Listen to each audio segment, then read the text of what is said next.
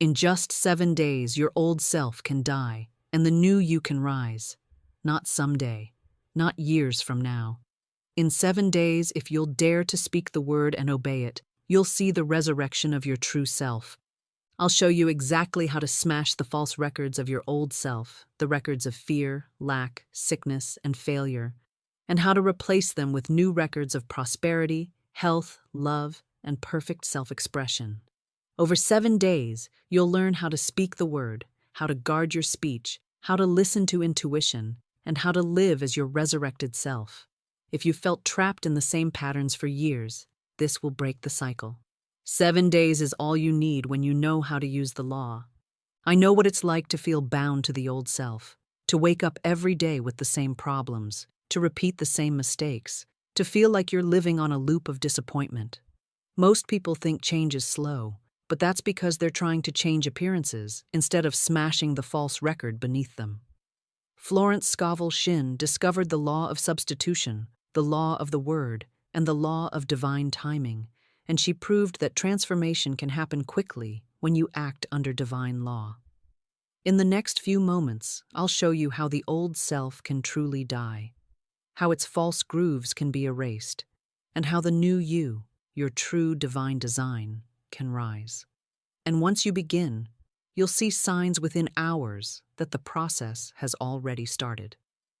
Here's how we'll move together over these 110 minutes. First, I'll show you exactly what the old self is and how its false records have kept you bound.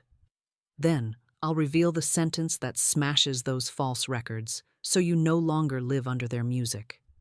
After that, we'll go day by day through the 7-day cycle of death and resurrection, showing you how each day deepens the demolition of the old and engraves the record of the new. Along the way, you'll hear real stories of transformation, people who saw money multiply, sickness vanish, and love restored in just a week. And at the end, you'll leave not with theory, but with a living practice that can rewire your whole being in 7 days. Stay with me, because I'll also reveal a truth most people miss. The one phrase that can undo all your work if you let it slip. And once you know how to avoid it, nothing can stop your transformation. Here's something most people completely miss.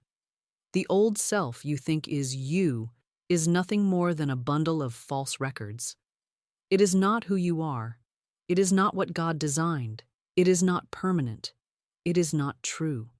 It is a shadow self, a copy of lies, a groove cut into the subconscious by years of careless words, fears rehearsed, complaints repeated, and jokes that never should have been spoken. This false self is the reason you feel bound, the reason you keep repeating the same patterns, the reason you feel like your life is stuck on repeat.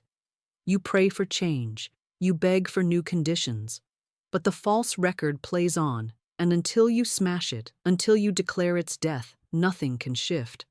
That is why I say to you, the old self must die. You cannot rise until you see what must fall. You cannot wear the new robe until you shed the old garment. You cannot step into resurrection until the false self is buried. I want you to picture it with me. Imagine a phonograph with a record spinning, playing the same tune over and over. Perhaps the tune is sad. Perhaps it is discordant. Perhaps you've grown tired of it. But as long as the record spins, the music fills the room. That is your life under the false self. Every time you sigh, "I can't afford it," the record deepens its groove. Every time you mutter, "I always get sick this time of year," the groove deepens. Every time you joke, "With my luck, things never work out," the groove deepens. And soon the false self is nothing more than the echo of those grooves. That's why you wake up and feel like nothing has changed, because the record has not been broken. Let me give you a story to make this vivid. A woman once amused herself as a child by saying she lived in a trunk. It was just a game to her. She would climb into closets, laugh, and say, "This is my trunk. I live here." Everyone around her thought it was harmless fun. They laughed, they clapped, they thought it was a clever joke. But the subconscious does not laugh. It does not distinguish between jest and decree. It only hears the word and engraves it as law. And what happened? Years later, that woman's circumstances collapsed. Her fortune was lost, her comforts stripped away, and she found herself literally traveling the world living out of a trunk. What had been a joke became her reality. The false self had been written in her words, and life obeyed. Now pause and think of yourself. What grooves have you cut with your own words? What phrases have you spoken so often that they've become the very song of your life? Do you sigh, "I'm always tired"? Do you joke, "I'll end up broke"? Do you confess, "Nobody ever stays, everybody leaves"? These are not harmless phrases. These are the false self. They are the grooves cut into the subconscious, and as long as they remain, they will play back into your affairs. That is why the old self must die, because it is nothing more than a recording of lies. So let me set the stakes for you clearly. If you cling to the false self, your life will keep circling in the same patterns. Fear replaying as failure, lack replaying as debt, sickness replaying as weakness, loneliness replaying as disappointment. That is what it means to let the false self live. But if you dare to expose it, to see it for what it is, to call it by its true name, a lie, then you can smash it. You can declare its nothingness. You can bury it once and for all. And when you do, the new self, the true self, the divine self will rise. So let us make the first cut together, the first death stroke against the false self. Speak this with me now. I now smash and demolish every untrue record in my subconscious mind. They return to the dust of nothingness, for they were never true. Say it again, with power. Say it until you feel the lie tremble. Say it until you sense that the false self is not you, has never been you, and has no claim over you. The record is false, and it must be broken. This is the beginning of your 7-day resurrection. Today, the death sentence has been spoken. The false self has been exposed. And in the next movement, we will name the enemy clearly so that you know exactly what you are burying. Fear, the inverted faith that has ruled too long. And once you bury fear, faith will rise in its place. Now that the false self has been exposed, you must go a step further. You must name the enemy. For you cannot kill what you refuse to identify. You cannot bury what you will not call by its true name. And here is the truth that shakes many. The enemy is not other people. The enemy is not the government. The enemy is not circumstances. The enemy is not fate. The enemy is fear. Always and only fear. Fear is the inverted faith that keeps the false self alive. Fear is faith in evil instead of faith in God. Fear is belief in shadows instead of trust in light. Fear is the whisper that says, "What if you fail? What if you lose? What if sickness comes? What if poverty strikes? What if love never arrives?"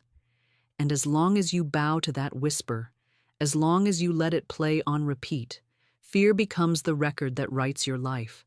Scripture says it plainly through the voice of Job, "The thing I feared has come upon me." Notice the precision of that statement. Job did not say, "the thing I expected," or "the thing I hoped for." He said, "the thing I feared." Fear magnetized his calamity. Fear carved the grooves. Fear became the prophecy fulfilled. And so it is with every life.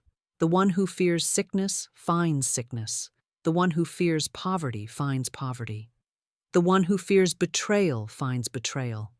Not because God has cursed them, not because fate has singled them out, but because their fear has become faith in reverse, and faith always fulfills itself. Think of it this way. Faith and fear are the same power flowing in opposite directions. Faith says, "Only good can come. My supply is sure. My health is strong. My path is clear." Fear says, "Only evil will come. My money will run out. My body will fail. My way is blocked." Both are decrees. Both cut grooves. Both are records. The difference is that faith records truth and fear records lies. The difference is that faith aligns with God and fear aligns with nothingness. And because the subconscious cannot resist, it plays whatever is given, whether faith or fear. That is why fear must die. Until fear is buried, faith cannot rise. Until you call fear the enemy and strip it of its disguise, you will keep living under its shadow. Let me show you how subtle this enemy is. A woman once came to me trembling with anxiety over her health. She was perfectly well, but she lived in terror of disease. She read every article, studied every symptom, and repeated constantly, "I just know I'll catch it. I always do." Her friends laughed and called her a worrier, but her subconscious was not laughing. It was recording every fearful word. And soon, her body began to obey the record. Her fears became symptoms, her symptoms became illness, and her prophecy fulfilled itself. What had caused her suffering? Not disease, but fear of disease. Fear had written the script. But once she named it, once she declared, "This is not truth, this is fear, and fear is nothing," she smashed the record. She replaced it with faith. She began to affirm health instead of sickness, life instead of death, truth instead of lies. And her body, faithful to the new record, obeyed. So I say to you, do not let fear hide behind excuses. Do not let it call itself caution or being realistic or just preparing for the worst. Name it, expose it, call it what it is. Inverted faith, faith in evil, faith in nothingness. And once you call it by its true name, you can kill it. You can bury it. You can declare its end. Let us do that together now. Speak this with me. The thing I feared will not come upon me, for fear is a lie and has no power. I now smash every record of fear in my subconscious. They return to the dust of nothingness, for they were never true. I now make new records of faith, records of courage, records of trust in God's unfailing good. Say it until you feel the fear losing its grip.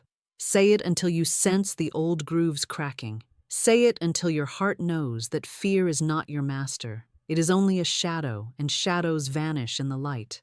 This is the second step in the death of the old self. To name the enemy as fear, to strip it of its disguise, to see it for the lie it has always been. And once fear is named, you are ready to strike the final blow, the first cut that severs the old self from your life forever, the decree that smashes the false record and engraves the truth of who you really are. And that is where we go next. And now, beloved, we come to the first cut, the moment of decision, the stroke that severs the false self from your life. For it is not enough to expose the false self, not enough to name fear as the enemy. Exposure without action leaves the record spinning. Naming without cutting leaves the grooves unbroken. The false self has been seen, the enemy has been identified, and now it must be smashed. Today is the day you lift the sword of the word and strike. This is the death sentence of the old self, and it begins with a decree so final, so absolute, that once spoken in faith, it echoes through your subconscious and breaks the chains at their root. Here is the decree, the hammer that smashes the record. I now smash and demolish every untrue record in my subconscious mind. They return to the dust of nothingness, for they were never true. I now make new and perfect records of health, wealth, love, and perfect self-expression. Say it once, and you feel the air shift. Say it twice, and you feel the ground beneath your feet steady. Say it 3 times, and you know the blow has been struck. For this is not suggestion. This is law. This is not a hopeful affirmation. This is a command. You are not begging the false self to leave. You are declaring its death. You are not pleading for new life. You are engraving it. You are not whispering into shadows. You are speaking to the very engine of your being, and the subconscious has no choice but to obey. Think of the power of those words. Every untrue record. That means every groove of fear, every track of poverty, every refrain of sickness, every chorus of loneliness, every lie whispered in jest, every curse muttered in despair, they are all included. None are spared. All are demolished. They return to the dust of nothingness. They do not linger. They do not hide. They do not wait in the shadows to strike again. They dissolve. They vanish. They are returned to the nothingness from which they came. For they were never true. They were only shadows, lies without substance, grooves without reality. And now, by the power of the word, they are no more. And then comes the resurrection. I now make new and perfect records. Do you hear the finality in that? Not I will make, not I hope to make, not I am trying to make. I now make. The record is cut, the grooves are inscribed, and they are perfect. Perfect health, perfect wealth, perfect love, perfect self-expression. Not partial, not broken, not delayed. Perfect. And once cut, those grooves cannot be erased except by your own contradiction. But if you guard them, if you repeat them, if you let them play until they become the only music in your soul, then they will manifest as surely as sunrise. Let me tell you what happens when someone dares to speak this decree. I have seen students come to me with lives in ruins, debts piling up, bodies wasting away, relationships in tatters. And I give them this one sentence, this first cut, and tell them to speak it morning and night. And within days, within hours even, things begin to move. A check arrives in the mail, a fever breaks, a call comes from a long-lost friend. Why? Because the false record has been smashed, and the subconscious no longer has old grooves to play. The only melody it has left is the one you have just inscribed. So I ask you now, will you dare to make the first cut? Will you dare to declare the death of your old self? Not tomorrow, not someday, but today? Speak it aloud with me again, with authority, with certainty, with faith. I now smash and demolish every untrue record in my subconscious mind. They return to the dust of nothingness, for they were never true. I now make new and perfect records of health, wealth, love, and perfect self-expression. Say it until you feel the false self crumble. Say it until the fear loses its grip. Say it until you sense the rising of something new inside you. For this is the first cut, and with it, the resurrection has already begun. This completes the first day of your 7-day journey. The old self has been sentenced. The grooves of lies have been exposed, the enemy named, and the decree of demolition spoken.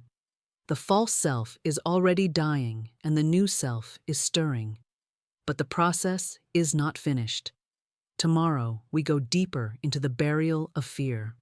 For fear, the only true enemy, must be laid to rest once and for all. And once fear is buried, faith will rise unstoppable. Now that the false self has been exposed, named, and struck with the first cut, we must bury the power that has sustained it all these years, fear.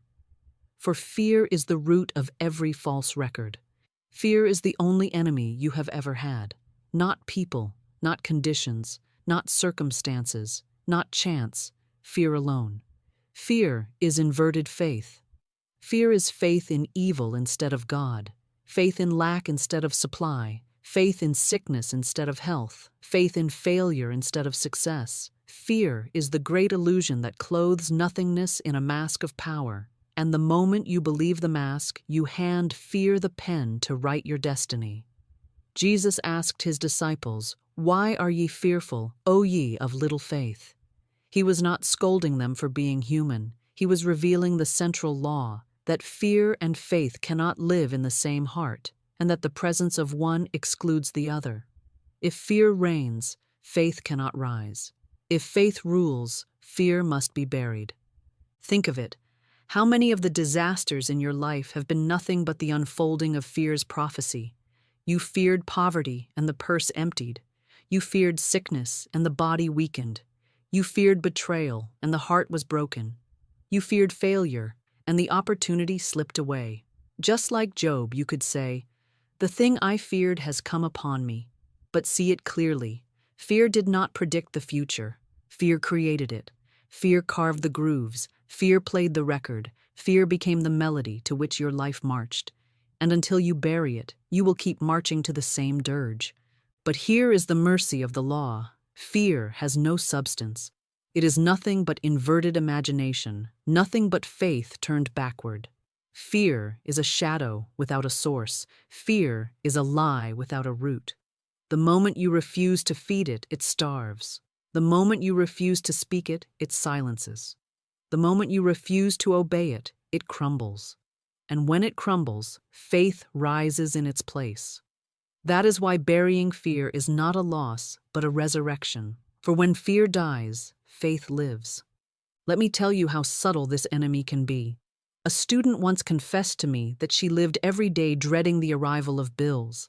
Each time she saw an envelope in the post, her heart raced with panic. She would open it trembling, muttering, "I'll never be able to pay this." And what happened? The bills grew larger, the debts multiplied. The fear she rehearsed became the very condition she lived. It was not the bills that were the enemy. It was the fear. And once she learned to smash the record of fear and declare, "God is my supply, and every bill is paid in perfect order," the bills ceased to torment her. The same envelopes arrived, but they no longer carried chains, because fear had been buried and faith had taken its place. So I ask you plainly, what fear has been writing your record? What fear has been holding you hostage, whispering its lies into your life? Is it the fear of running out?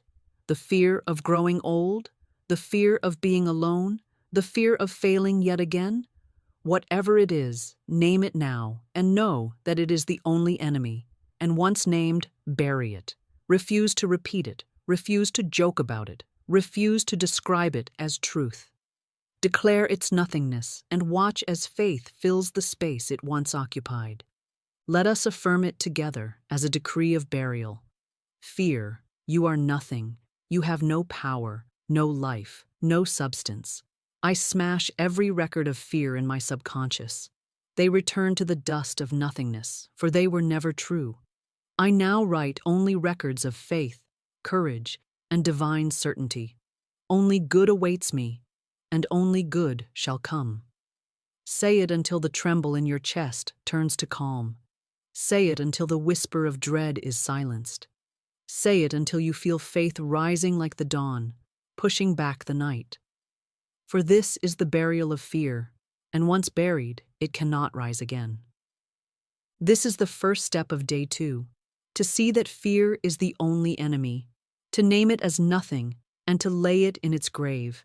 And once you have buried fear, you are ready for the next revelation, that what once looked like lions roaring at you are nothing but shadows waiting to be faced. And when you walk into the den, you will find the lions turned to angels, the terror turned to triumph. And that is where we will go next. Now that we have named fear as the only enemy and declared its burial, let us look squarely at how fear often appears. It does not always come as a whisper in the night. It does not always come as a faint tremor in the chest. Often it comes as a roaring lion, threatening to devour you. Fear dresses itself in the costume of overwhelming appearances, an impossible diagnosis, an unpaid bill, a looming loss, a sudden storm. It roars, it bares its teeth, it convinces you that destruction is certain. And the reasoning mind, if left unchecked, cowers before it. But when you walk by faith, when you declare the nothingness of fear, you can walk straight into the lion's den and find the beasts are nothing but shadows, angels in disguise, waiting to serve you. Think of Daniel, cast into the lion's den by decree of men, surrounded by beasts meant to kill him, with every appearance shouting that this was his end. Yet Daniel did not tremble. Daniel did not rehearse his doom. Daniel rested in the presence of God, and what happened? The lions that roared were silenced, their mouths shut, their teeth turned to nothing. He walked out unharmed because he saw through the appearance. The lions were not enemies. They were proof of God's power to deliver. What looked like destruction became demonstration. And so it will be with you. I recall a student who faced a storm at sea. The fog was thick, the ship uncertain, every sailor muttering of danger. Fear swept the deck like a cold wind. But she remembered the law and declared, "There are no fogs in divine mind. Let the fog be lifted. Let harmony reign." And within moments the fog cleared, the waters calmed, the danger dissolved. What had looked like lions roaring in the form of fog and storm were revealed as nothing, and the ship sailed safely on. Fear had appeared as a roaring lion, but truth exposed it as a harmless shadow. This is the way of fear. It appears large, but it has no substance. It looks like a lion, but it is only smoke. And the moment you face it with decree, the moment you declare, "I walk up to the lion and find an angel in armor," the moment you step into the den with faith instead of trembling, the appearance collapses, the roar fades, and you find yourself standing unharmed in the center of what once terrified you. So I ask you, what lions are roaring at you now? What appearance of disaster has been looming over you? Is it the lion of unpaid debts, the lion of failing health, the lion of rejection, the lion of loneliness? Whatever it is, hear me clearly. It is only a shadow. It is only fear dressed up as power. And when you walk toward it, declaring truth, it will crumble into nothing. Let us practice it together now. Say aloud with me, "I walk up to the lion and find an angel in armor. I am fearless, for God is with me." Every roaring appearance of danger collapses into demonstration. Every shadow of fear reveals itself as light. Say it until you feel courage rising. Say it until the roar of the lion fades into silence. Say it until you know that there are no beasts in divine mind, only angels waiting to serve. This is the second movement of burying fear, to face the lions without trembling, to see them for what they are, to declare their nothingness until their roar is silenced. And once you have done this, you are ready for the third and final movement of this day, the stillness that seals the burial, the poise that stands in the center of seeming chaos and declares, "I will not move, for God is with me." And that is where we shall go next. Now that you have named fear as the only enemy, and now that you have walked boldly into the lion's den and seen for yourself that its roar is nothing but smoke and its teeth are nothing but shadows, it is time to seal the burial. Because fear, like a ghost, thrives on repetition. It has no life of its own. It survives only because you keep speaking it, feeding it, rehearsing it. But once you stop feeding it, once you smash the record, once you declare its end, fear has no choice but to vanish into the nothingness from which it came. And the way you seal that burial is by decree. For the word spoken in faith is the final shovel of earth over the grave of fear. When you decree, you close the coffin of the old self and lock it shut. When you decree, you silence the whisper once and for all. This is why Scripture says, "Stand still and see the salvation of the Lord." Fear makes you restless, running from one corner to another, panicking, scheming, exhausting yourself. But faith stands still. Faith declares, "It is done." Faith refuses to be moved by appearances, refuses to tremble at shadows, refuses to bow to roars. Faith takes its stand and speaks law. And when faith speaks, fear is buried. So let us speak now the decree that seals fear's grave. Say it with me aloud, not as a suggestion, not as a hopeful thought, but as law. I walk up to the lion and find an angel in armor. I am fearless, for God is with me. I bury every false record of fear. They return to the dust of nothingness, for they were never true. My record is only of faith, of courage, of divine certainty. I stand still, and I see the salvation of the Lord.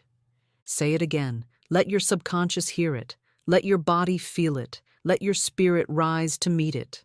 I walk up to the lion and find an angel in armor. I am fearless, for God is with me. I bury every false record of fear. Say it until the trembling in your chest is replaced by calm. Say it until the whisper of dread dissolves into silence. Say it until you know that the grave has been closed and fear cannot rise again. And now, beloved, notice what happens inside you as you speak. You may feel peace where there was panic. You may sense stillness where there was restlessness. You may even feel a strength rising in your bones, as if a great weight has been lifted. That is the proof that the burial has taken place. Fear is gone. Faith has risen. The old self has lost its greatest weapon, and the new self has received its crown. This is not imagination. This is not theory. This is demonstration, and it is happening now in you as you speak.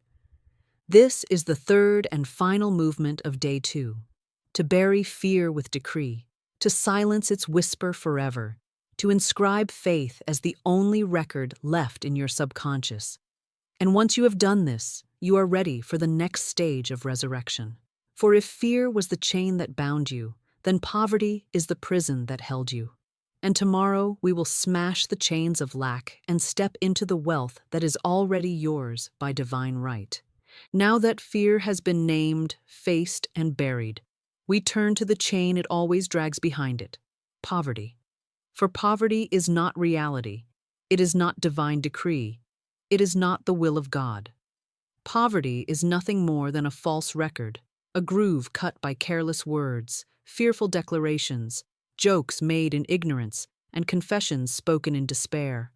Poverty is fear clothed in numbers, fear wearing the mask of empty purses and unpaid bills. It has no truth in it. It is not divine order. It is not your inheritance. It is a lie, and like all lies, it must be smashed. Consider the story of the wealthy woman who, though surrounded by abundance, continually repeated in jest, "I suppose I'm just getting ready for the poorhouse." She had jewels, fine clothes, a comfortable home, yet her tongue rehearsed poverty as if it were a joke. And what happened? The subconscious, faithful and exact, recorded her words as law. It did not say, "She is joking." It did not ask, "Does she mean it?"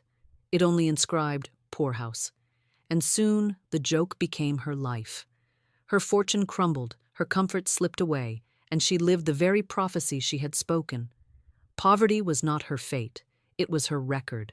And because she refused to change the record, the grooves played until they became her reality. How many of you are doing the same without even knowing it? How many times have you sighed, "I can't afford it," as if it were a harmless phrase?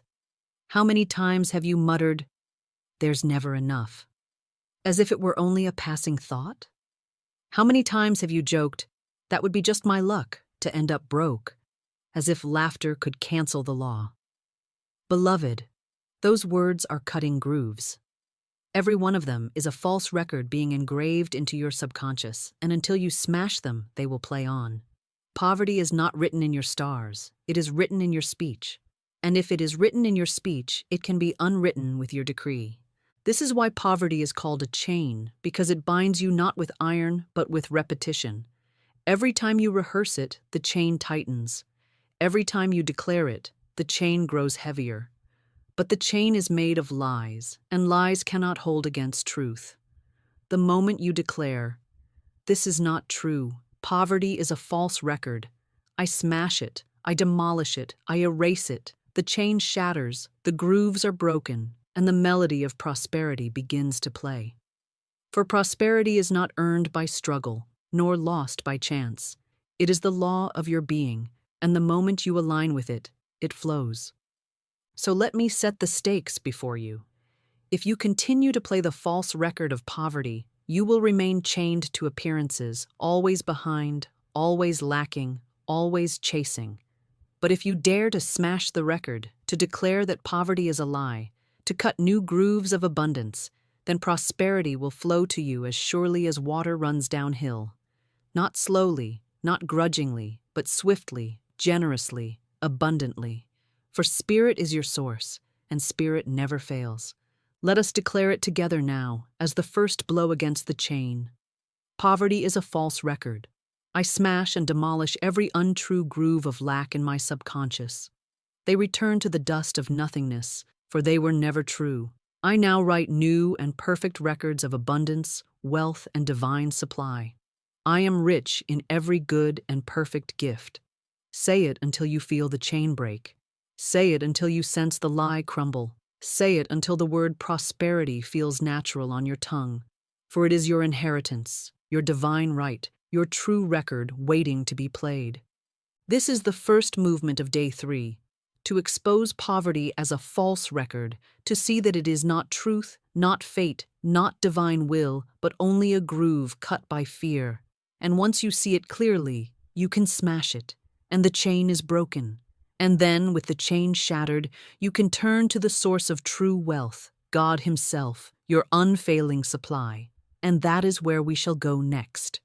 Now that poverty has been exposed as a false record and its grooves shattered, we must turn to the higher truth that replaces it, for nature abhors a vacuum, and the subconscious must have a new record to play once the old is gone.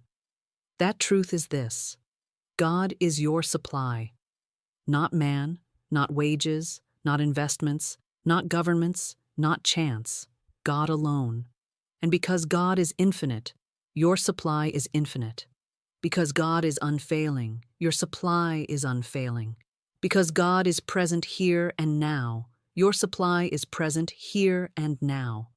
This is the bedrock of prosperity, to stop looking at channels and start looking at the source. For channels may open and close, but the source never fails. Jobs may come and go, friends may give and withhold, markets may rise and fall. But behind all appearances stands the one unchanging fact: God is your supply, and He cannot fail. Most people remain chained to poverty because they mistake the channel for the source. They say, "My job is my supply, my salary is my supply, my business is my supply." And when the channel closes, they despair, believing their supply is gone. But hear me, the channel is not the source. The channel is only the pipeline, and if one closes, another will open, for the source is inexhaustible. To cling to one channel is to limit the Holy One of Israel. To trust the source is to know that supply will always find its way to you, by avenues you could never have arranged, in ways you could never have predicted, through means you did not see. That is why Florence taught, "God is my unfailing supply, and large sums of money come to me quickly, under grace, in perfect ways." Not, "My employer is my supply," not, "My savings are my supply," not, "My investments are my supply," but God is my supply. Let me give you a living example. A woman once came to me on the brink of disaster. She faced a lawsuit of $3,000, and she had not a penny to her name to pay it. Appearances shouted doom, friends counseled despair, and her own reasoning mind told her it was hopeless. But she chose to trust the law. She affirmed with faith, "God is my unfailing supply. This lawsuit is dissolved in divine order, and I am provided for under grace." She spoke it not as a wish, but as law. And within days, a relative, moved by unseen prompting, sent her the exact sum, unasked, unexpected, in perfect timing. The lawsuit was settled, the chain was broken, the proof was given. The channel was surprising, but the source was God, and the source never fails. Now think of yourself. How many times have you mistaken the channel for the source? How many times have you trembled when one door closed, forgetting that the house of God has infinite doors? How many times have you stared at the purse, forgetting that the purse is only a vessel and the treasure comes from Spirit? Beloved, release your fear of channels. Let go of the belief that one job, one person, one circumstance can bind your supply. Your wealth is divine, and because it is divine, it is unfailing. So let us speak it together now as law. God is my unfailing supply, and large sums of money come to me quickly, under grace, in perfect ways. I do not depend on channels. I depend on God. Channels may change, but God is unchanging. My supply is infinite, immediate, and secure. Say it until your heart believes it. Say it until you feel the chains of dependency fall away. Say it until you know with certainty that you can never be without, because God Himself is your source, and He cannot fail. This is the second movement of Day 3. To replace the lie of poverty with the truth of supply, to stop clinging to channels and start trusting the source, to engrave into your subconscious the unshakable record: God is my unfailing supply. And once this record begins to play, money flows, doors open, provision comes, and the fear of lack is buried forever. And now, having established God as your source, you are ready to see how this supply multiplies, not through struggle, not through scheming, but through the law of blessing and gratitude. And that is where we will go next. And now, beloved, having shattered the false record of poverty and inscribed the truth that God alone is your unfailing supply, we must look at the mystery of multiplication, the way in which Spirit takes the little you hold and causes it to grow until it overflows. For many stand at the threshold of prosperity and say, "I believe God is my supply, but look, I have only a few coins, only a few dollars, only a small beginning. How can this ever be enough?" And I tell you, it is never the amount in your hand that matters. It is the decree upon your lips, the blessing in your heart, the gratitude you speak that multiplies what you have until it becomes more than enough. The purse in your hand may look empty, but the purse of your subconscious can be crammed and jammed with supply. And when you declare it so, life will pour wealth into your affairs in ways you cannot foresee. Florence told the story of a woman who had only $2 left. By every appearance, she was at the end of her rope. Reason said, "This is all you have. Guard it, stretch it, shrink your life to fit it." But she refused to bow to appearances. Instead, she blessed those $2 and spoke the decree. "My purse is crammed, jammed with money. I am supplied under grace, in perfect ways." She carried the bills in her purse as if they represented a fortune, blessing them, giving thanks for them, declaring their multiplication. And what happened? Those $2 multiplied into 6,000, not by chance, not by luck, but by law. The decree engraved a new record in her subconscious. The record began to play, and the demonstration followed. The purse that looked nearly empty became a channel of overflow because she refused to call it lack and insisted on calling it abundance. Do you see the lesson? Poverty complains, but prosperity blesses. Poverty curses the little and sees it shrink. Prosperity blesses the little and sees it grow. Poverty looks at the purse and sighs, "Not enough." Prosperity looks at the purse and declares, "This is the seed of plenty." And the subconscious, faithful as ever, obeys whichever decree is given. If you say, "I never have enough," it plays back shortage. If you say, "My purse is jammed with money," it plays back abundance. The law does not ask if you are joking. The law does not ask if you can imagine how it will happen. The law only says, "What you decree, I engrave. What I engrave, I play. What I play, you live." So let me ask you, what have you been declaring about your purse, your wallet, your bank account? Have you been sighing over bills, rehearsing lack, repeating the false record of never enough? Or will you dare to take even the smallest coin in your hand and declare it multiplied, blessed, and overflowing? The choice is yours, and the law will obey whichever decree you give. So let us speak it now as the decree of multiplication.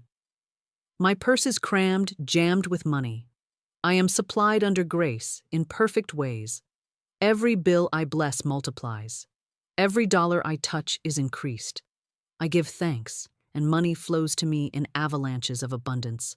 Say it until you feel your purse grow heavy in your imagination. Say it until your heart stirs with gratitude for the wealth already unfolding. Say it until you know that supply is not coming. It is here, flowing, multiplying, expanding. This is the third movement of day 3. To bless the little, to decree its multiplication, to carry the purse of your mind as overflowing even when appearances whisper lack. And once you have done this, the chain of poverty is not only broken, but buried, and the song of prosperity begins to play.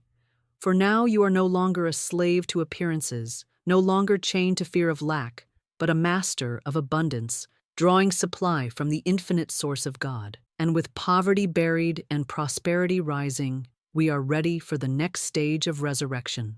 For just as fear left its grooves in your body as weakness and sickness, so now must those false records be smashed, and the record of health inscribed.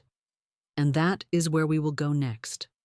Now that you have seen how poverty is nothing but a false record, and prosperity is the true decree of spirit, you must understand that the same law governs the body.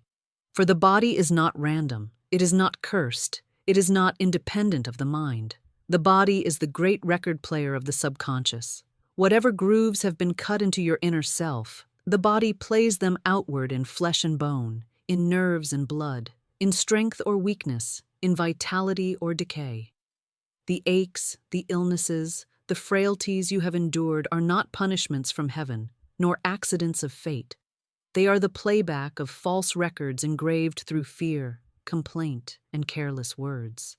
And until those grooves are smashed, until the record is broken, the body will keep playing the same tune. Think of how often people speak sickness into themselves without even realizing it. They say, "I always catch the flu this time of year." They say, "I have such a weak stomach, such a weak back, such weak nerves." They say, "It runs in my family. I suppose it will run in me." Each of those phrases cuts another groove, and the subconscious plays it faithfully until the body itself begins to obey. And then they say, "You see? I was right." But they were not right.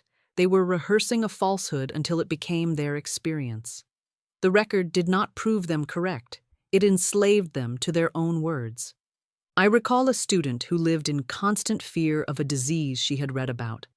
She studied the symptoms, repeated them aloud, described them to her friends, and said over and over, "I just know I'll get it. I always get whatever is going around." Her friends laughed, but the subconscious did not. It recorded her words, and soon enough her body began to manifest the very symptoms she feared. She was not attacked by the disease. She engraved it into her own record. But when she learned the law, when she was taught to smash the false grooves and declare, "I am a perfect child of God, and every atom of my body is filled with life and light," her body reversed its course. The symptoms faded, her strength returned, and health rose up to meet her words of truth. This is the law. The body is a servant, never a master. It takes its orders from the record that plays. If you speak weakness, weakness will manifest. If you speak strength, strength will rise. If you speak disease, the cells will obey. If you speak health, the flesh will align. The body cannot resist the decree. It only plays what it is given. That is why you must become ruthless in smashing the false records of sickness. You must refuse to joke about illness, refuse to confess weakness, refuse to declare decline. For every such word is a groove cut into the record, and the record will be played until it is destroyed. Let me set the stakes clearly. If you continue to let the false records play unchecked, you will keep marching to the melody of weakness, keep living in the rhythm of disease, keep obeying the grooves of fear. But if you dare to smash them, if you dare to speak new records, if you dare to declare, "My body is strong, my body is whole, my body is the temple of divine life," then the music of your flesh will change, and health will rise like the sun. For sickness is not truth. It is only a false groove, and false grooves can be erased. So let us strike the first blow together. Speak this aloud with me now. I smash and demolish every untrue record of sickness in my subconscious. They return to the dust of nothingness, for they were never true. I now make new and perfect records of health, of strength, of vitality, of divine perfection. Every atom of my body vibrates with the life of spirit, and I am whole. Say it until you feel your body respond. Say it until the heaviness lifts. Say it until you sense new strength rising in your bones, new life flowing in your blood. For your body is only the servant of your word, and when the word changes, the body must obey. This is the first movement of Day 4, to see the body as the record player of the subconscious, to recognize that sickness is not fate but false grooves, to smash those grooves with decree, and to begin writing the new record of life. And once you have understood this, you are ready for the next movement, to speak words of life deliberately, to declare strength where weakness has been, to command health until the body itself is lifted into newness. And that is where we shall go next. Now that you have seen the body as nothing but a record player of the subconscious, you must learn the power of the words you speak into it. For if the body is the servant, then the word is the command. If the body is the phonograph, then the tongue is the needle. Every word you speak cuts a groove. and that groove is played until another word smashes it. This is why the scriptures declare, "Let the weak say, I am strong." Notice the command. It does not say, "Let the weak describe their weakness." It does not say, "Let the weak complain, sigh, and give voice to appearances." It says, "Let the weak say, I am strong." Why?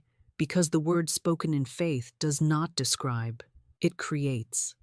The weak who complain remain weak, for they engrave their frailty deeper.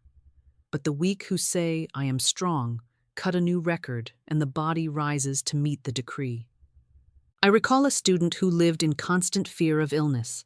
She watched others fall sick and would declare, "I always catch whatever is going around." She spoke it so often that her body obeyed her word like a servant. Every season she fell ill as predicted, not because disease was fated, but because her tongue had written the groove. But when she learned the law, when she was taught to change her words, to declare health instead of sickness, everything shifted. She began to say daily, "I am strong, I am whole, I am filled with divine life." And soon her body aligned with the new decree. The old cycle was broken, the false record erased, and she found herself healthy, vibrant, and free. This is why you must become vigilant about your speech concerning the body. Do not rehearse symptoms. Do not tell the story of your pains to every ear that will listen. Do not declare weakness, for every such word engraves the groove deeper. If you must speak, speak only life. If you must describe, describe health. If you must declare, declare strength. For your body does not know the difference between words spoken in jest, words spoken in fear, or words spoken in faith. It only knows the word, and the word is law. So let us take up the practice now. Place your hand upon your chest and speak aloud. Every atom of my body is filled with divine light. Every cell vibrates with divine health. Every organ is strong. Every function is perfect. Every part is whole. I am strong. I am well. I am radiant with life. Say it slowly, deliberately, letting each word cut a groove of health into your subconscious. Speak it not as a wish, but as a decree. Speak it until your body itself begins to respond, until you feel the weight of weakness lifting, until your spirit rises with certainty that you are whole. Do you see how powerful this is? Where the false self once spoke sickness into existence, the true self now speaks health. Where the old record once played weakness, the new record now plays strength. And the body, faithful and obedient, must echo the new song. For the law is exact, the body is the reflection of the word. Speak sickness, and sickness comes. Speak health, and health manifests. The choice is yours, and the law cannot fail. This is the second movement of Day 4, to replace every word of complaint with a word of life, to speak health into your body until the grooves are cut deep, to refuse to let weakness have the last word. And once you have learned this, you are ready for the third movement, to inscribe the final decree that seals the record of health forever, so that sickness is not only silenced, but erased from your subconscious completely. And that is where we will go next. And now, beloved, having seen that the body is nothing but the record player of the subconscious, and having learned how every word spoken engraves grooves of health or sickness, we come to the final act of this day, the decree of health. For it is not enough to expose the lie, not enough to refuse the complaint, not enough to stop rehearsing the false record. You must engrave the new record so deeply that it becomes the only song your body knows how to play. You must take the pen of your tongue and cut into the subconscious the melody of life so firmly, so surely, that every atom, every cell, every organ, every function vibrates with the rhythm of divine perfection. This is not imagination, it is law. The scriptures themselves declare, "I shall not die, but live and declare the works of the Lord." They command, "Let the weak say, I am strong." They remind us, "I am the Lord that healeth thee." Notice the pattern: life, strength, healing, always spoken, always declared, always affirmed. Never does Spirit instruct us to complain about sickness, Never does Spirit tell us to describe symptoms. Never does Spirit command us to bow to appearances. Always the command is to speak life, to declare health, to affirm perfection. Why? Because the word engraves the record, and the body plays it back without resistance. Let me give you an example. A man once came to me weak and discouraged, convinced his body was failing him. He rehearsed his symptoms to anyone who would listen. He spoke daily of his aches. He even joked that he was falling apart. But I gave him a new decree and told him to speak it morning and night. Every atom of my body is filled with divine light, divine love, and divine perfection. I am strong. I am whole. I am well. At first, he felt foolish. At first, his body seemed no different. But he obeyed. He spoke it as law. And little by little, strength returned, vitality increased, the symptoms faded, and he found himself healthier than he had been in years. The body had obeyed the new record. The grooves of sickness were erased, and the grooves of health began to play. So let us speak that same decree together now, as the final sealing act of this day.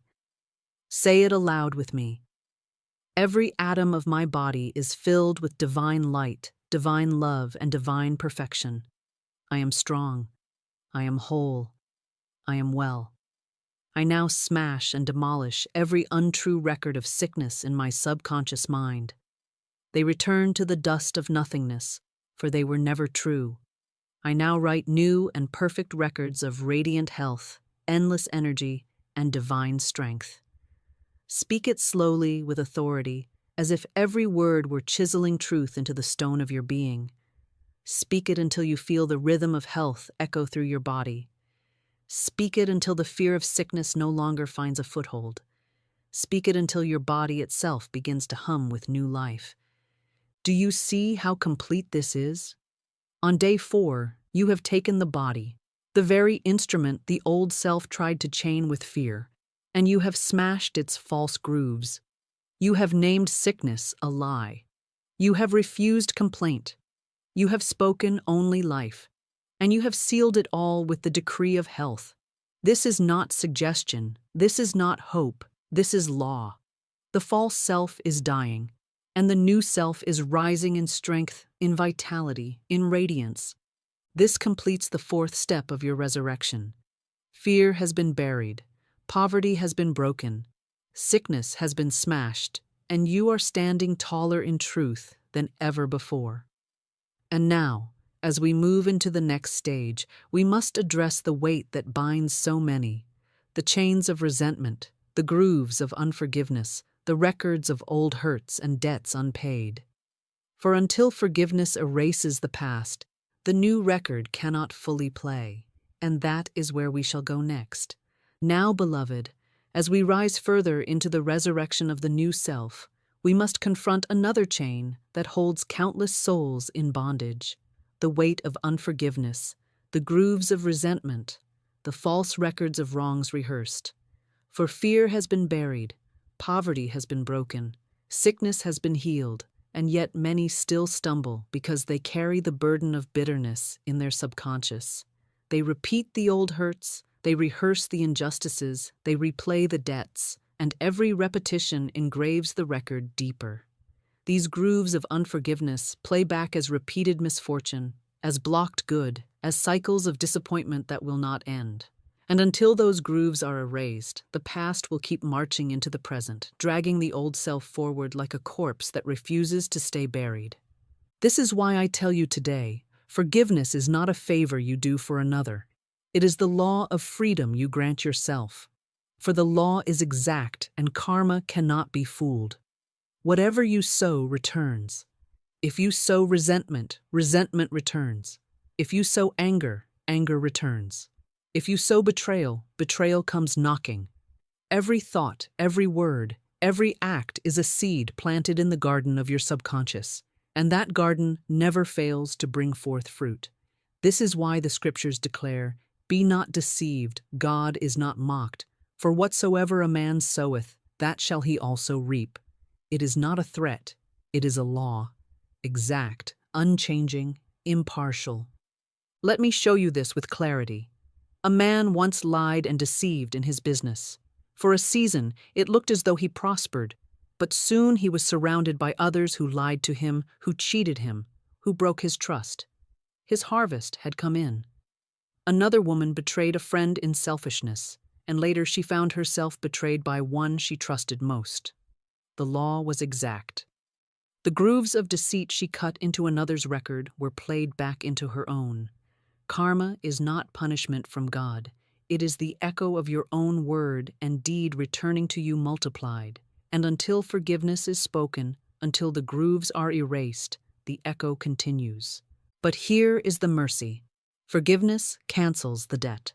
Forgiveness erases the groove. Forgiveness takes the record of wrongs, smashes it, and returns it to the dust of nothingness. For resentment is only a false record, kept alive by your agreement. The moment you declare, I release it, I forgive, I let it go, the grooves dissolve, and the cycle is broken. The past no longer marches into the present. The corpse of old hurts is finally buried, and the new self is free to rise unencumbered. I know some of you hesitate here. You say, but Florence, they wronged me. They do not deserve my forgiveness. Hear me. Forgiveness is not about deserving. Forgiveness is about freedom. If you refuse to forgive, you keep yourself chained to the false record. If you release them, you release yourself. You cannot walk into resurrection dragging the chains of bitterness behind you. The new self cannot rise until the grooves of the past are erased, and forgiveness is the law that erases them. So let us take the first step today. Speak it aloud, even if your reasoning mind resists. I sow only truth, only love, only abundance, and I reap the same. Every wrong record of resentment, anger, and betrayal is smashed. They return to the dust of nothingness, for they were never true. I am free, and all others are free. I release the past, and I reap only good. Say it until you feel the weight begin to lift. Say it until the anger loosens its grip. Say it until your heart knows that resentment is not your master, that bitterness is not your inheritance, that karma is not your jailer when forgiveness holds the key. This is the first movement of day 5. To see that karma is exact, that every word and deed returns, that unforgiveness keeps the false self alive. But once you know this, you also know the mercy. Forgiveness cancels the debt. Forgiveness erases the grooves. Forgiveness buries the past. And that is where we will go next. Now that you see karma as exact, and that every wrong word and deed returns to its sower, you must understand the divine mercy built into the law, forgiveness. For if the law of sowing and reaping were the only law, we would all be bound endlessly to cycles of error, reaping again and again what was planted in ignorance, unable to escape. But the mercy of God provides an eraser for the grooves, a hammer for the false record, a key for the chains of karma, and that eraser, that hammer, that key is forgiveness. For when you forgive, you cancel the debt. When you forgive, you declare, this record is false, it has no more power, it returns to the dust of nothingness. And the law, exact and impartial, obeys. I recall a student who came to me weary, saying, Florence, every time I make progress, some disaster pulls me back. I take a step forward, and then I stumble 2 steps behind. What is wrong with me? And as we looked deeper, it became clear. She carried a long-standing resentment toward a woman who had wronged her years before. Though she spoke affirmations of prosperity, though she prayed for success, the grooves of unforgiveness kept replaying, cutting into her affairs, pulling her back into old patterns. I told her plainly, you must forgive. You must release her completely, not for her sake, but for your own. She resisted at first, saying, but she does not deserve it. And I told her again, forgiveness is not about what they deserve. It is about what you deserve. You deserve freedom, and only forgiveness can give it. At last, she obeyed. She spoke the decree. I forgive everyone, and I am forgiven. I am free, and all others are free. and within days, the cycle of setbacks ended. Her affairs straightened, doors opened, and she walked forward unhindered. The debt was canceled, the groove erased, and her life was free. Do you see how powerful this is? Every resentment you carry is like a debt written in your subconscious. It demands repayment, not because God is punishing you, but because the record is still playing. And until it is smashed, you will keep reliving the echo of the past. But forgiveness is the decree that smashes the record. Forgiveness cancels the debt. Forgiveness says, "This groove has no more power, it is erased. I am free, and so are they." And the moment you say it, the moment you mean it, the law obeys. The groove dissolves, the cycle ends, the chain breaks.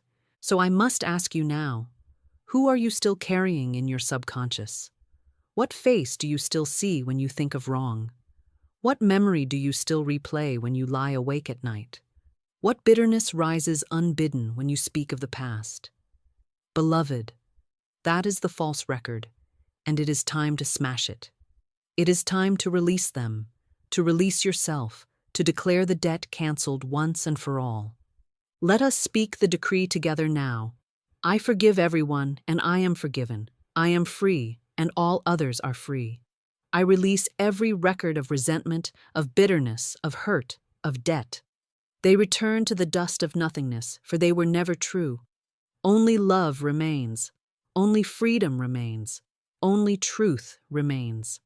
Speak it slowly, deliberately, letting each phrase cut into the subconscious. Speak it until you feel the burden lift, until you sense the chain fall, until you know the debt is canceled. For it is not the memory that binds you, it is the groove. And the groove can be erased with forgiveness. This is the second movement of Day 5. To see that forgiveness is the mercy of the law. To understand that it cancels every debt. To declare freedom for yourself and others until the past no longer echoes in the present. And once you have done this, once you have spoken forgiveness into being, you are ready for the final act of this day. To plant new seeds, to sow new records deliberately, so that your harvest from this moment on is only of love, of joy, of abundance. And that is where we will go next. And now, beloved, having seen that karma is exact and that forgiveness cancels every debt, we must not stop with the erasing of grooves. For forgiveness is the great clearing, the sweeping away of weeds, the cleansing of the field.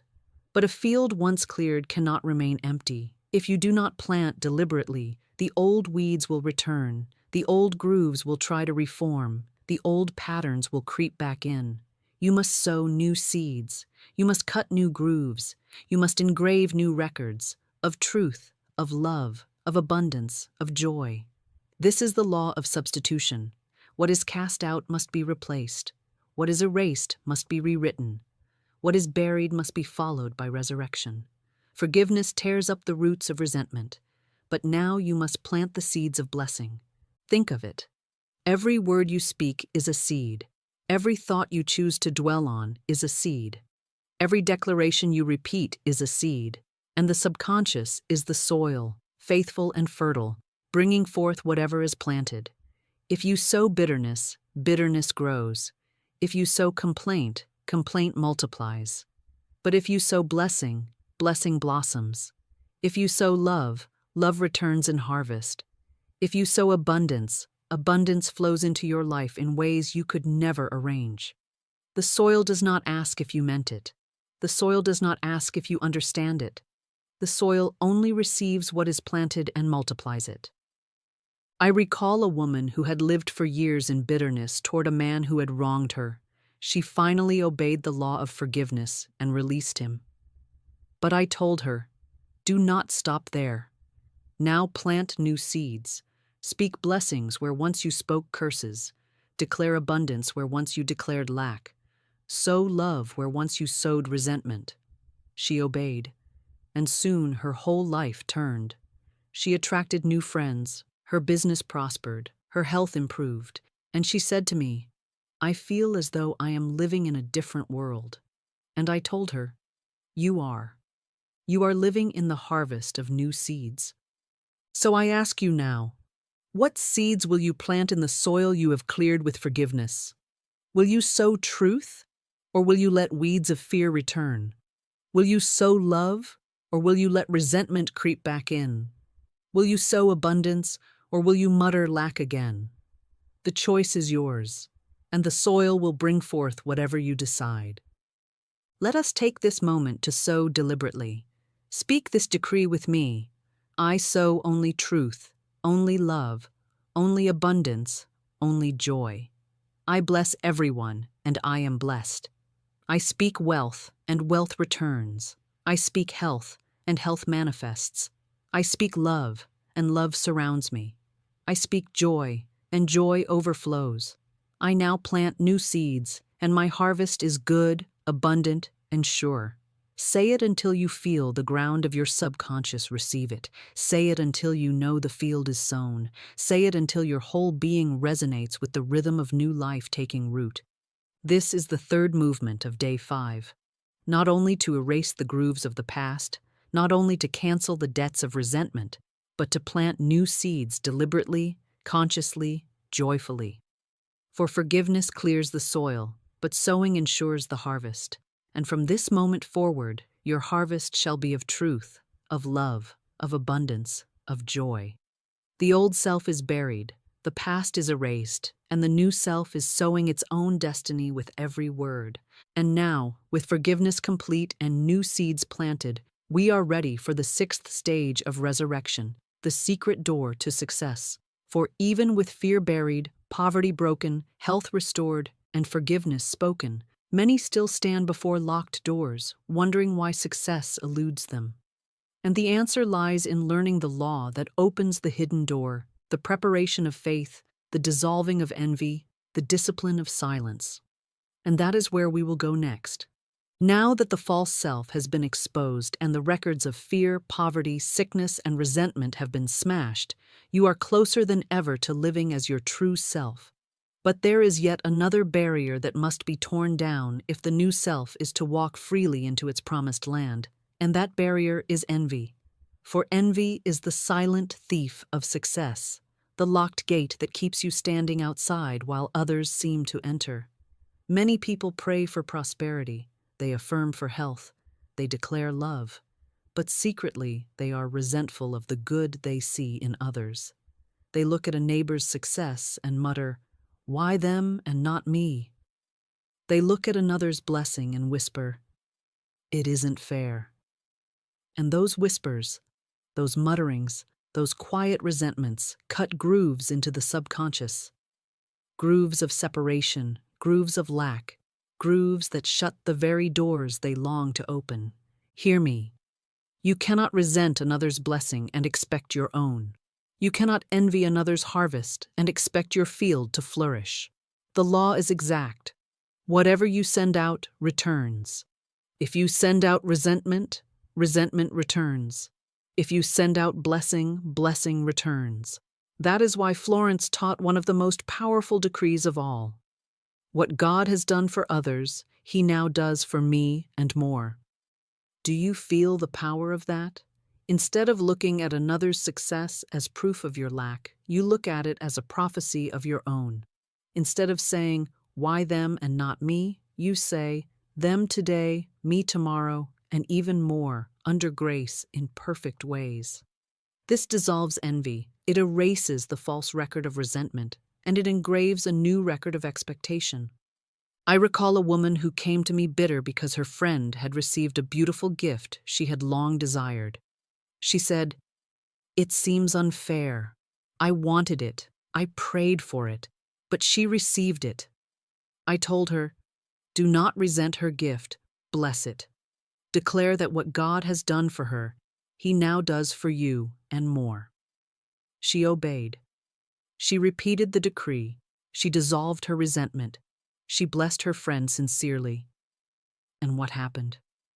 Soon she received the very same gift, and in addition, something even more splendid. Envy had kept the door locked. Blessing opened it wide. So I ask you now, where has envy been hiding in your heart? Who have you secretly resented? Whose blessing have you counted as your own loss? See it clearly. For that envy is the barrier, the locked door. And once you name it, once you dissolve it, once you replace it with blessing, the door will swing open and your own good will come rushing through. Let us declare it together now, as the decree that dissolves envy and opens the secret door. What God has done for others, He now does for me and more. I bless every good I see. I rejoice in every blessing around me. There is no competition, no rivalry, no separation. God's supply is infinite, and what is mine cannot be withheld. The door of success is open to me now. Say it slowly, with faith, until you feel the resentment dissolve, until you sense the jealousy lift, until you know that another's good is proof of your own. This is the first movement of day 6, to dissolve envy, to replace resentment with blessing, to see another's prosperity not as your loss, but as your prophecy. And once envy is gone, once the heart is free from bitterness, you are ready for the second movement. To prepare in faith, to act as though your good is already here, to set your house in order so that the door of success may open wide. And that is where we will go next. Now that envy has been dissolved and the heart has been cleansed of resentment, the next step in opening the secret door to success is preparation. For faith does not merely sit idle, waiting with folded hands for a blessing to drop from the sky. Faith acts, faith prepares, faith moves as though the thing desired is already on the way. This is why Scripture commands, "Make this valley full of ditches." The people were parched in the desert, dying of thirst, with not a cloud in sight. And yet the prophet told them to dig ditches in the sand as if the water were already flowing. It looked foolish to the reasoning mind, but to spirit it was the act of faith that unlocked the supply. And sure enough, the next day the ditches were filled with water. The preparation made way for the demonstration. This is the law. You must prepare before you see. You must act as though the thing you have decreed is already here, for that action engraves the new record even deeper into your subconscious. The body may doubt, the reasoning mind may scoff, appearances may sneer, but the act of faith silences them all. It says to your inner being, "This is not a hope, it is a certainty." And when the subconscious receives that certainty, it begins to play it outward until the demonstration appears. Let me give you a story. A man once longed to take a journey abroad but had no money to afford it. Every appearance said it was impossible, yet he refused to bow to appearances. He went out and bought a trunk for the trip, though he had no ticket, no plans, no means. Friends mocked him, saying he was foolish. But he said, "I am preparing, for the law is already working." And within weeks, the way opened miraculously. The trip was provided, the journey was taken, the dream fulfilled. The trunk had been his ditch in the desert, his act of faith, and it unlocked the supply. So I ask you, what ditches are you digging? What trunks are you buying? What steps of preparation are you taking to prove to your subconscious that you expect the blessing? If you are affirming for a home, are you preparing the space, putting your house in order, clearing the way? If you are affirming for work, are you readying your tools, sharpening your skills, setting yourself as if the call were already made? If you are affirming for love, are you making room in your life, preparing your heart, ordering your days as if companionship were already at your side? The law cannot fill ditches you have not dug. The door cannot open if you are not standing ready to walk through it. Let us speak it together as a vow of readiness. I prepare in faith. I act as though my good is already here. I make the valley full of ditches. I set my house in order.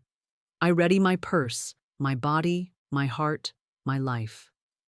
I prove my faith by my preparation, and my demonstration arrives under grace, in perfect ways. Speak it slowly, deliberately, until you feel the shift from waiting to readiness. Speak it until you sense the new grooves being cut, the grooves of expectancy, the grooves of preparedness, the grooves of certainty. For the subconscious hears not only your words, but your actions, and when both agree, the record is engraved deeper than ever before. This is the second movement of day 6, to prepare in faith. to act before you see, to demonstrate expectancy through deeds as well as words.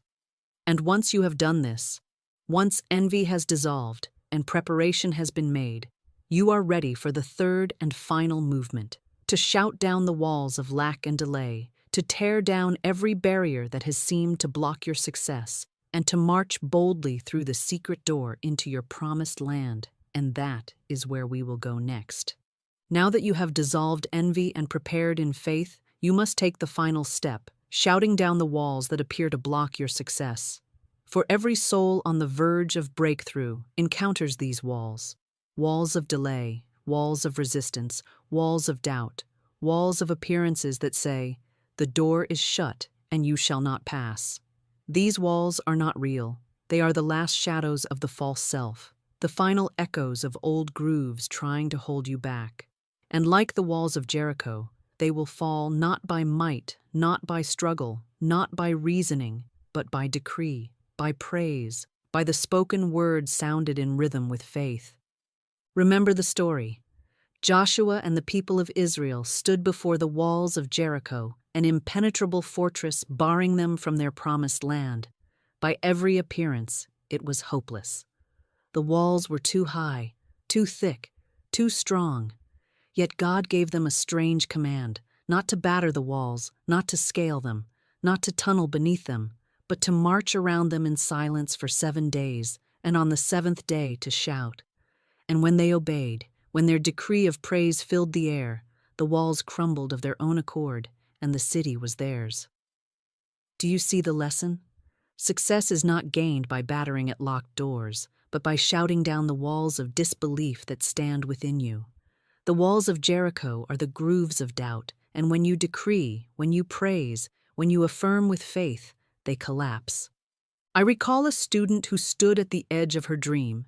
She had prepared, she had spoken her decrees, she had dissolved envy, and yet the door still seemed shut. Every letter of application was returned unopened. Every attempt to enter was blocked. She came to me in despair, and I told her, "Do not strive against the wall. Shout it down. Affirm daily. The walls of lack and delay crumble away, and I enter my promised land under grace and in perfect ways." Say it not in doubt, but in triumph, as though the wall were already rubble at your feet. She obeyed. She declared it with rhythm and certainty. And within a week, the barrier dissolved. The door opened. The opportunity came by a channel she had never considered. The walls fell, and she walked through. So let me ask you, what walls are you standing before today? Is it the wall of a closed career? The wall of financial delay? The wall of discouragement whispering that success is for others but not for you? Whatever it is, see it clearly for what it is, a shadow, not substance. The law of your word is greater than any wall. When you decree, when you praise, when you sound the trumpet of faith, the walls must fall. Let us speak the decree now, as the shout that shakes down Jericho. The walls of lack and delay crumble away. I enter my promised land under grace and in perfect ways. No barrier can stand before my word. No wall can resist the power of my decree. I am in my right place, doing my right work, with right success, and nothing can stop me. Speak it not timidly but triumphantly, as though the wall is already dust beneath your feet. Speak it with rhythm, with force, with certainty. Speak it until you feel the resistance melt, until you sense the door opening, until you know that you are already walking in your promised land. This is the third movement of Day 6, to shout down the walls of Jericho, to decree the end of delay, to declare the crumbling of every barrier, and to step boldly through the secret door of success. And now, with the walls fallen and the door open, you are ready for the 7th and final day, the resurrection itself. For the old self is now buried, and the new self must rise into perfect self-expression, the life God designed from the beginning. And that is where we will go next. And now, beloved, we have come to the 7th day, the day of resurrection, the day when the old self is not only buried, but replaced by the rising of the true self. every day until now has been preparation, exposing the false self, burying fear, breaking poverty, healing the body, erasing the past, and opening the secret door to success. But today is different. Today you rise. Today you step into the divine design that has always been waiting for you. For there is a pattern for your life, a perfect plan, a design woven by infinite mind long before appearances whispered lack or fear or sickness or failure. And that pattern has never been destroyed. It has never been altered. It has never been erased. It is written in the heart of God, and it is waiting for you to step into it. You may have thought that life was random, that you were tossed about by chance, that your struggles defined you. But hear me clearly. Nothing of your past has touched the divine design. Every false record was only a shadow, and shadows do not alter the blueprint. Just as clouds cannot erase the sun, just as fog cannot blot out the stars, the lies of the old self cannot change the truth of who you are. There is a right place for you, and it is prepared. There is a right work for you, and it is waiting. There is a right life for you, and it is unfolding even now. You are not an accident. You are not a mistake. You are not adrift. You are divinely designed, and today you rise into that design. Let me give you an example. A young woman once came to me in desperation, clinging to the wrong partner. She said, "Florence, if I cannot have him, I will never be happy." But I knew he was not hers by divine right. He was a shadow, a false groove, an echo of her fear. I taught her to declare instead, "If this is mine, it is mine now. If it is not, its perfect substitute now appears." She resisted at first, but then she surrendered. And what happened? The wrong man drifted away, and soon the right one appeared, the one who was hers by divine design, the one who loved her, cherished her, married her, and gave her joy beyond what she had imagined. The false self wanted the shadow, but the true self rose into the pattern. The divine design prevailed. Do you see? The divine design is always better than the false groove. What is yours cannot be withheld. What is not yours cannot be forced. If you cling to the wrong, you block the right. If you release the wrong, the right rushes in. The false self lives on substitutes. The true self waits for substance. The false self clutches at shadows. The true self rests in the design. And once you know this, once you believe this, once you decree this, the resurrection is complete. You rise into the life that was always yours. So let us declare it now as the decree of resurrection. What is mine by divine right cannot be withheld. What is not mine is taken from me, and its perfect substitute now appears. I am divinely designed, and my perfect place, my perfect work, my perfect life unfold now, under grace, in perfect ways. Say it with certainty, not as a request, but as a recognition. Say it until you feel the false desires loosen their grip. Say it until you sense the wrong fading and the right drawing near. Say it until you know that the divine design is the only record left in your subconscious, and it is playing now. This is the first movement of Day 7, to recognize that there is a divine design for your life, that it cannot be destroyed, that it cannot be withheld, that it is already yours by right. And once you recognize it, you are ready for the second movement, to follow the inner guidance that leads you step by step into that design, the still small voice that never errs, the intuition that is the voice of God within you, and that is where we will go next. Now that you have recognized there is a divine design for your life, a perfect pattern of place, work, and expression, you must learn the way to walk into it, and that way is intuition. For the resurrected self does not grope blindly in the dark, nor does it chase after shadows with restless striving. The resurrected self listens. The resurrected self obeys.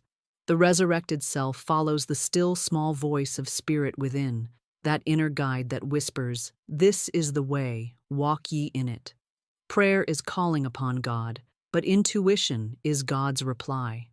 And if you will train yourself to hear and to obey, Your life will unfold in harmony, step by step, door by door, until you find yourself standing in the very center of your perfect design.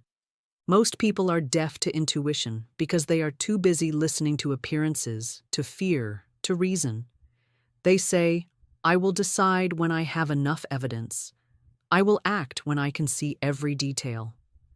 But intuition never gives the whole map. It gives the next step. Intuition whispers, "Do this," and if you obey, the way clears. But if you argue, if you delay, if you resist, the channel closes and the blessing waits. This is why I say, intuition is the voice of God in your soul, and instant obedience is the proof of faith. The resurrected self does not argue with the voice, it follows it. Let me give you a story. A woman once found herself with only $8 to her name. By every appearance she was destitute, and reason told her to hoard it, to stretch it, to shrink her life to fit her poverty. But she felt an inner nudge to go home rather than linger in despair. It made no sense, yet she obeyed. And when she arrived, she found a letter waiting for her. A letter that delivered thousands of dollars, her supply in perfect timing. Had she resisted the nudge, had she ignored the whisper, had she stayed away in hopelessness, she would have missed it. But because she obeyed, the channel opened and the blessing flowed. Intuition had led her to the door, and instant obedience had turned the key. This is how spirit works. The blessing may not come by the channel you expect.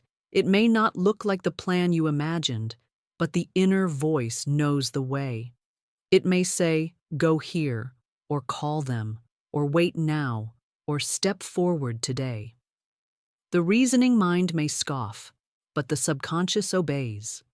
And if you follow, you will find provision where you least expected, opportunities where you thought none existed, friends and allies waiting where once you saw only strangers. The divine design is hidden from sight, but the still small voice reveals it, step by step, if only you will follow. So let us declare it together as a vow of guidance. I am divinely sensitive to my intuitive leads. I hear the still small voice, and I give it instant obedience. Every nudge is the voice of God. Every whisper is a step into my divine design. I follow without hesitation, and I am led to my perfect place, my perfect work, my perfect life. Speak it until you feel the certainty that you are never lost, never alone, never without direction. Speak it until you trust the whisper more than appearances. Speak it until you know that every step is guided and that guidance will never fail. This is the second movement of Day 7, to follow intuition, to hear the still small voice, to give it instant obedience, and to walk in the unfolding path of your divine design. And once you have learned this, once you are walking in faith guided by Spirit, you are ready for the final movement. To rise fully into your perfect self-expression, to live not as the shadow of the false self, but as the radiant expression of the true self, whole, fearless, prosperous, loving, and free. And that is where we will go next. And now, beloved, we have come to the end of the cycle, the 7th day, the day of rising, the day of crowning, the day when the work is finished and the new life begins. Every day until now has been a death and a burial. The death of fear, the death of lack, the death of sickness, the death of resentment, the death of envy, the death of delay. Each day has smashed another false groove, buried another lie, erased another record of the old self. And now there is nothing left but resurrection. Nothing left but the rising of the true self into its perfect self-expression. For this is the purpose of all spiritual law, not merely to remove what is false, but to reveal what is true, not merely to bury the old, but to raise the new, not merely to demolish the shadow, but to bring forth the substance. The divine design is already written. You are not here to struggle to invent yourself, to cobble together a life out of scraps of chance. You are here to reveal the life that was written for you from the beginning. Your perfect work, your perfect place, your perfect relationships, your perfect expression, all of it already exists in the mind of God. And as you smash the false records, as you listen to intuition, as you follow the inner voice, that design unfolds naturally, like a flower opening to the sun. You do not need to force it. You do not need to beg for it. You need only to declare it, to trust it, to live as though it is already yours, for it is. I recall a man who struggled for years in a job that drained him, a place that did not fit his gifts. He prayed, he affirmed, he begged for change, but he remained stuck, until one day he dared to speak the decree. I now express my perfect self, in my perfect place, doing my perfect work with perfect joy. He spoke it daily, not as a wish, but as a law. And soon, circumstances shifted. An opportunity opened that matched his gifts perfectly. His joy was restored, and his prosperity increased. What had changed? Not the world, but his word. The false record of drudgery was smashed, the new record of expression was engraved, and the body, the mind, the affairs of his life played it back faithfully. So now I ask you, will you dare to declare your perfect self? Will you dare to release the last shreds of the old identity, the last tatters of the false self, and rise into the radiant expression of the divine design? This is the moment of crowning. This is the moment of resurrection. This is the moment when you no longer live as the shadow of fear, lack, sickness, and sorrow, but as the living, breathing, shining expression of God's perfect idea of you. Let us speak it together now as the final decree, the sealing word of resurrection. I now express my perfect self, in my perfect place, doing my perfect work with perfect joy. Every false record has been smashed. Every chain has been broken. Every shadow has been buried. I rise new, whole, fearless, prosperous, and free. My divine design unfolds now, under grace, in perfect ways. Speak it with triumph. Speak it with certainty. Speak it as though you are already standing in your promised land, for you are. Say it until you feel the truth of it vibrating in every cell of your being. Say it until you know beyond doubt that the old self is gone and the new self has risen. This is the third and final movement of Day 7, to declare your perfect self-expression, to crown the journey with resurrection, to walk forth as the new creation. For in 7 days the false self has died and the true self has risen. And from this moment on, you are no longer bound by the grooves of fear, lack, sickness, resentment, envy, or delay. You are free, you are whole, you are prosperous, you are radiant, you are divinely guided, you are fully expressed. And now, beloved, we are ready to seal this entire journey with a closing word, a summary of all that has been accomplished, a decree that binds it into your being, and an open door to the next revelation that awaits you. And now, beloved, we stand at the end of the 7 days, and yet it is not an end at all. It is a beginning. For in these 7 movements, the old self has died, and the new you has risen. On the first day, you exposed the false self, named it for what it was, a shadow, a lie, a groove of fear and complaint, and you struck the first cut against it with the decree of demolition. On the second day, you buried fear, the only enemy, facing its roaring lions and discovering they were nothing but shadows that collapsed before your word. On the third day, you broke the chains of poverty, exposing lack as a false record and declaring God as your unfailing supply, until the purse of your being was crammed and jammed with abundance.